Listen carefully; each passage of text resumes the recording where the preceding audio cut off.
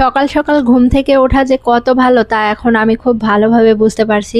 Hello everyone, আসসালামু আলাইকুম। কেমন আছেন আপনারা সবাই? আশা করছি সবাই ভালো আছেন। আলহামদুলিল্লাহ আমিও ভালো আছি।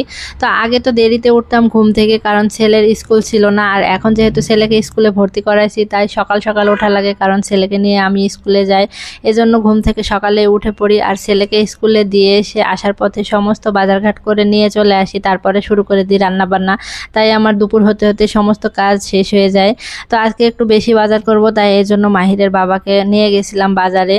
আমি অনেক কিছু নিয়ে আসতে পারবো না, এজন্য মাহিরের বাবা আর আমি দুজনে গিয়েছিলাম। তো এখানে আছে পেঁয়াজ, রসুন, পটল, তারপর কাঁচকলা, টমেটো, ঢেঁড়স, ঝিঙা। আর এদিকে নিয়েছি গরুর মাংস। আজকে বাসায় একজন মেহমান আসবে, এজন্য গরুর মাংস নিয়ে আসলাম। তো মাংসটা এখন কুটে ফ্রিজে রেখে দেব, মাংসটা রাতে কষিয়ে রাখবো। আর আজকে আমি দুপুরবেলা মাছ মাংস কিছুই রান্না করিনি, একদম নিরামিষ সবজি রান্না করেছি। আজকে রান্না করেছিলাম ঢেঁড়স ভাজি আর পটল দিয়ে, আলু দিয়ে, ঝিঙা দিয়ে ঝোল করেছিলাম।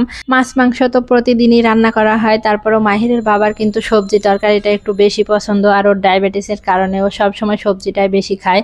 তো এই যে আমার তরকারির ফাইনাল লুক কেমন হয়েছে অবশ্যই কমেন্ট করে বলবেন। আমার ভিডিও যদি আপনাদের কাছে ভালো লাগে অবশ্যই লাইক, কমেন্ট, শেয়ার করে আমার পাশে থাকবেন। ধন্যবাদ সবাইকে।